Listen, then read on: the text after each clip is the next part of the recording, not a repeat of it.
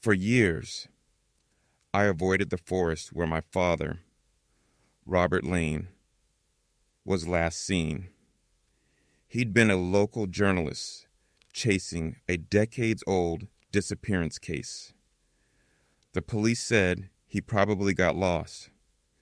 But last month, a hiker found a metal door hidden under moss.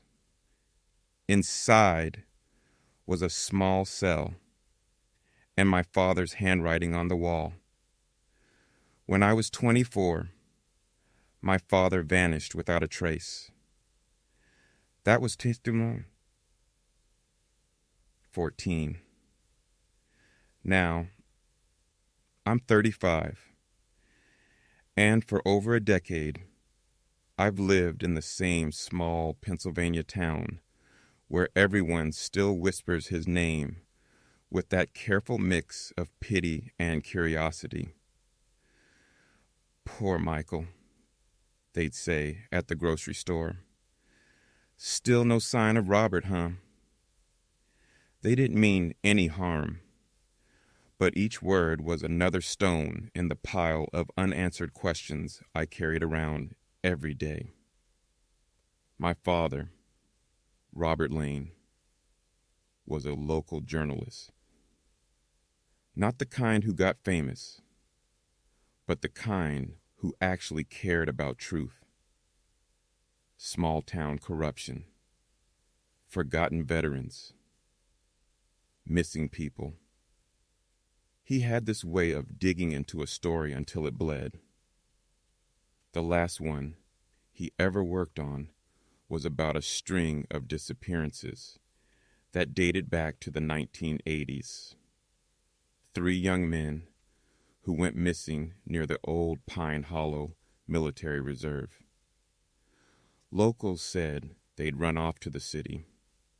My father didn't buy it. He believed the truth was buried closer to home. Then one summer morning, he told my mother he was heading out for one last interview. He grabbed his recorder, a notebook, and his old Nikon camera. That was the last time anyone saw him. For years, I convinced myself he'd just gotten lost. It was easier than believing something darker. The police said they found signs he'd entered the woods near Pine Hollow. But after a week of searching, the trail went cold. Mom died 3 years later. Heart failure. But I always believed it was heartbreak. So when I got a call last month from a park ranger saying, "Mr. Lane, we think we found something you should see," my knees went weak before I even asked what it was. The ranger's voice was steady but heavy. A hiker stumbled upon an old metal hatch under the moss about a mile north of where your father's car was found.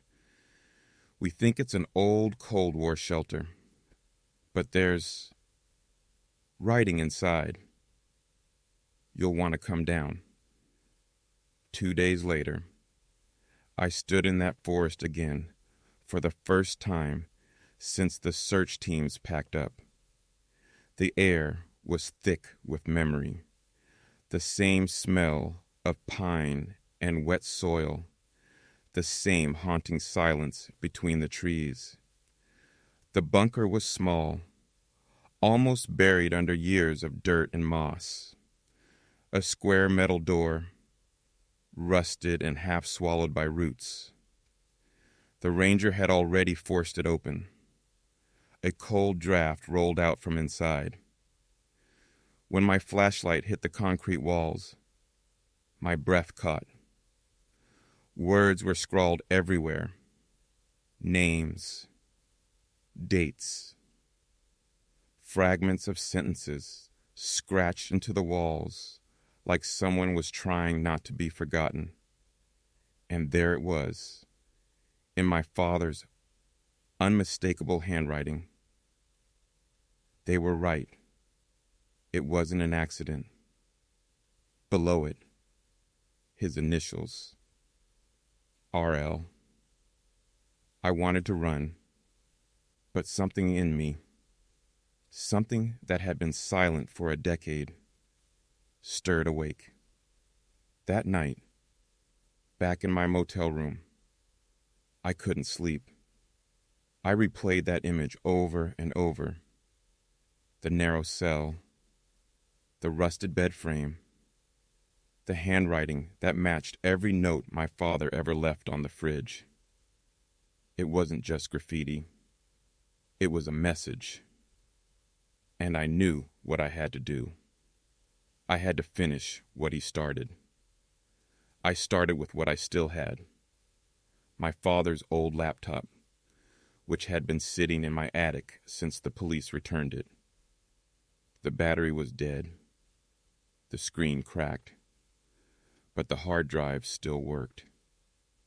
Inside a folder labeled PH 1983, I found dozens of scanned newspaper clippings. Articles about 3 young men, Harold Dean, Joseph Morgan, and William Cates, all vanished between 1982 and 1984 near Pine Hollow. Each file had my father's notes typed at the bottom.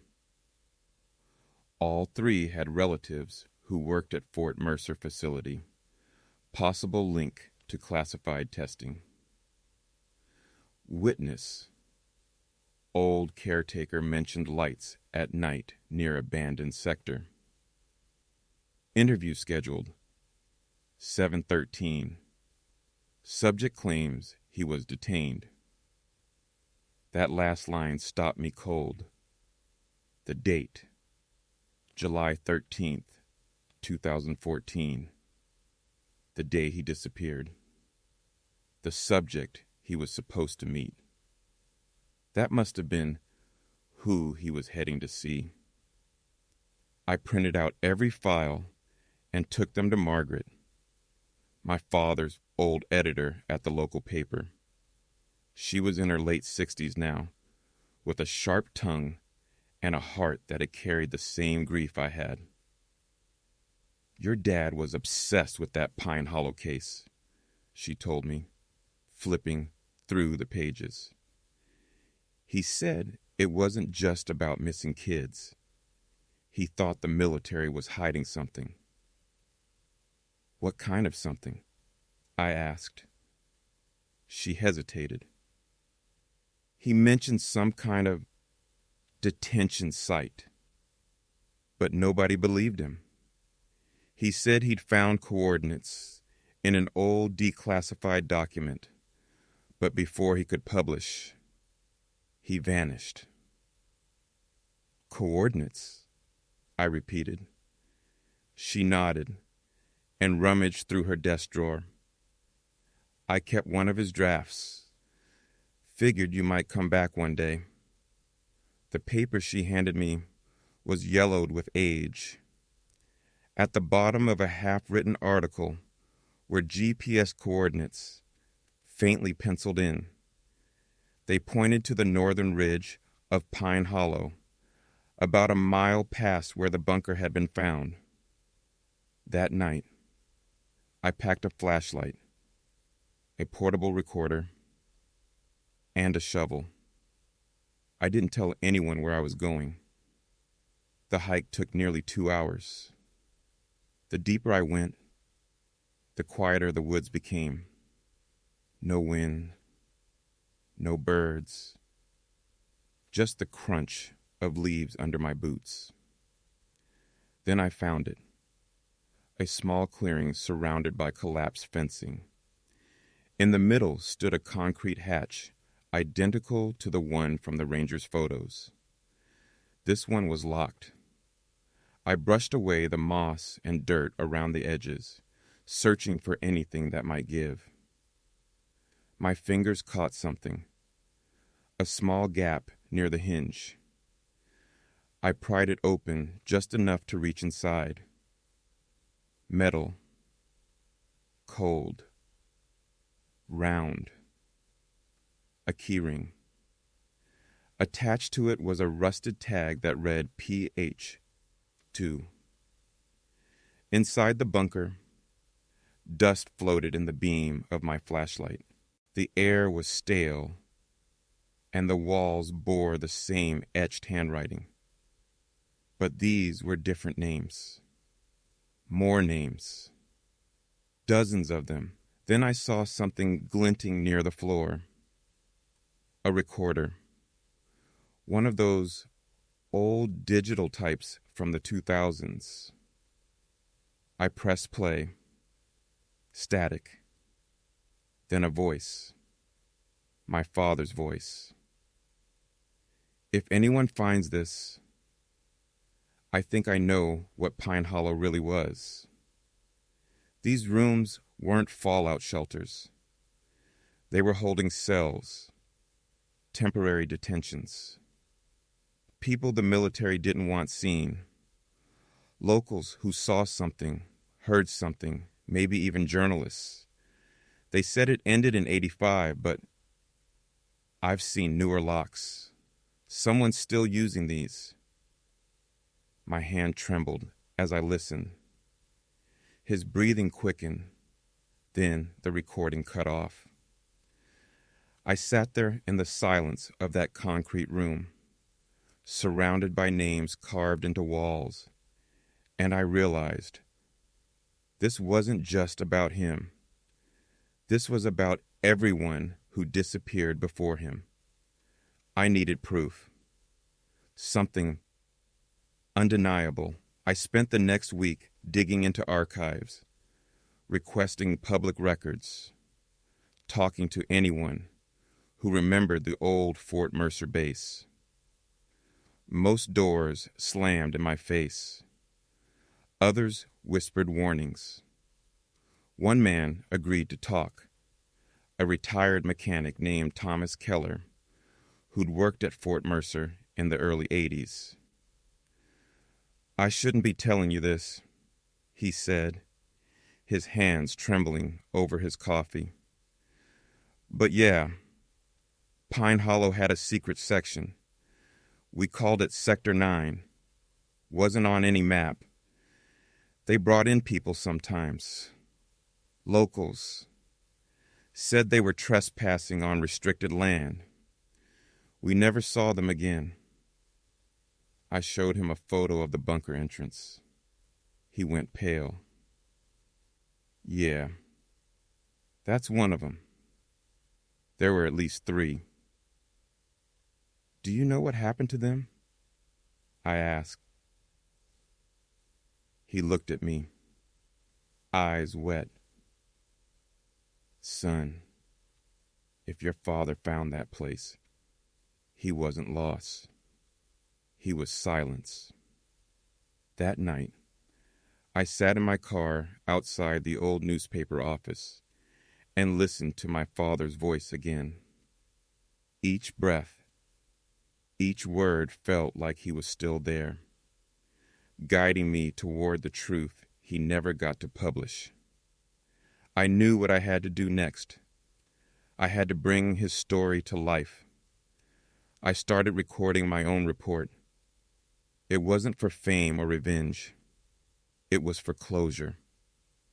I combined my father's notes, the names from the walls, the testimony from Thomas Keller, and the coordinates of each bunker. Piece by piece, the puzzle began to form a horrifying picture.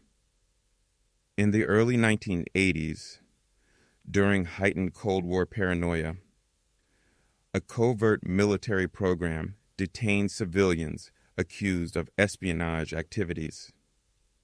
Some were never officially processed. Others were quietly declared missing.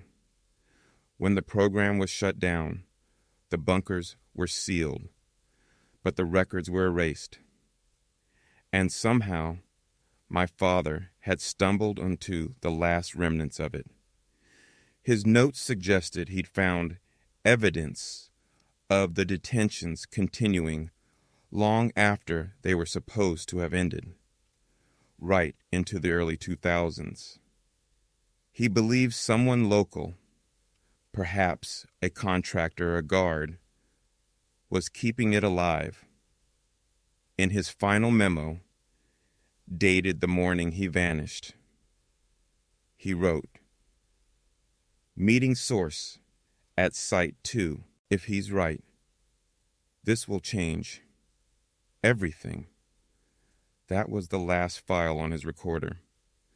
A month after I found the bunker, I contacted a national journalist, Caroline Webb, who specialized in cold cases. I shared everything: the photos, the coordinates, the recordings. She agreed to help verify the story. 3 weeks later, the Department of Defense released a short, heavily redacted statement acknowledging that temporary field-holding facilities once existed near Pine Hollow for the purpose of national security during the Cold War era. No mention of detainees. No mention of my father. But that was enough. Enough to prove he hadn't been chasing ghosts.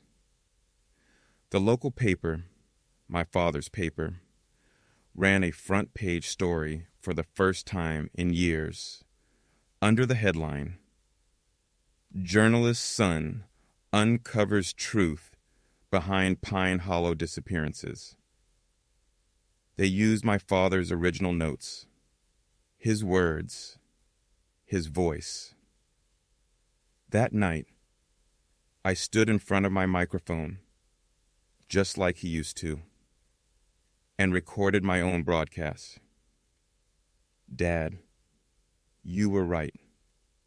They called it paranoia, but it was courage. They called it a conspiracy, but it was truth. You found what they buried, and I found you." After it aired, people began coming forward.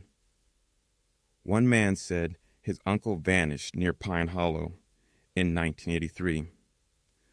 Another remembered soldiers warning kids to stay out of the woods.